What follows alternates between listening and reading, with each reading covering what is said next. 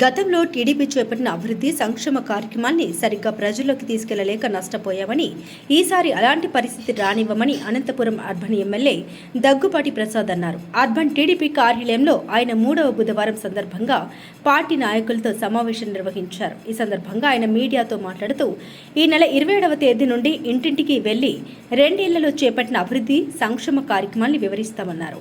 గత 5 ఏళ్లలో జగన్ రెడ్డి చేసిన విధ్వంసం నుండి ముఖ్యమంత్రి చంద్రబాబు తన అనుభవంతో రాష్ట్రాన్ని మళ్లీ గాడిలో పెట్టారన్నారు.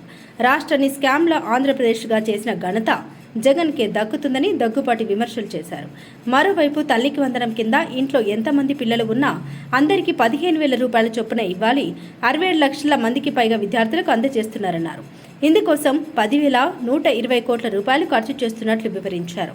అనంతపురం అర్బన్ నియోజకవర్గ ప్రజల తరపున మంత్రి నారా లోకేష్ ముఖ్యమంత్రి చంద్రబాబుకు ప్రత్యేకంగా కృతజ్ఞతలు తెలియజేస్తున్నట్లు తెలిపారు. గతంలో ఇంట్లో ఒకరికి మాత్రమే అమ్మఒడి అందించారని, దానివల్ల పిల్లలు చాలా మంది చదువుకు దూరమయ్యారని గుర్తు చేశారు. కూటమి ప్రభుత్వం వచ్చాక అలాంటి పరిస్థితి లేకుండా ఇంట్లో ఎంతమంది ఉన్నా అందరికీ తల్లికి వందనం అందజేస్తున్నామని దగ్గుపాటి తెలిపారు.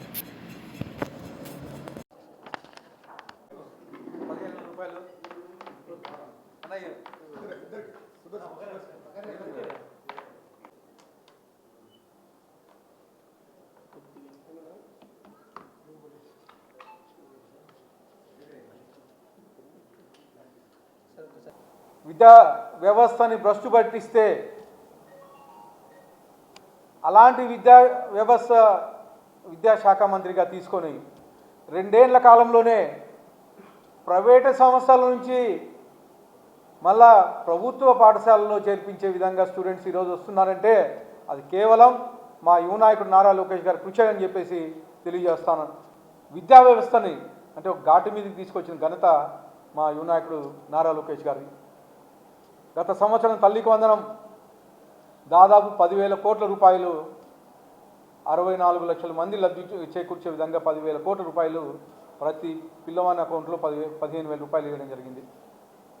ఇంట్లో ఎంతమంది పిల్లలుంటే అంతమంది చదువుకోవాలని, ఫీజులకు ఇబ్బంది పడకూడదని ప్రతి ఒక్క విద్యార్థికి తల్లికి వందనం వేసిన ఘనత మా యువ నాయకుడు నారా లోకేష్ గారు అని చెప్పేసి తెలియజేస్తాను. మళ్ళీ ఈరోజు దాదాపు 65,47,000 మందికి ఈరోజు నుంచి 24వ తేదీ లోపల విడతల వారీగా ప్రతి విద్యార్థికి 10,120 కోట్ల రూపాయలు ఇచ్చిన ఘనత మా తెలుగుదేశం ప్రభుత్వంది, మా ముఖ్యమంత్రి నారా చంద్రబాబు నాయుడు గారిది, అలాగే మా యువ నాయకుడు నారా లోకేష్ గారిది. ఈరోజు నుంచి 3 రోజుల లోపల 10,120 కోట్ల రూపాయలు తల్లికి వందనం పడతా ఉంది.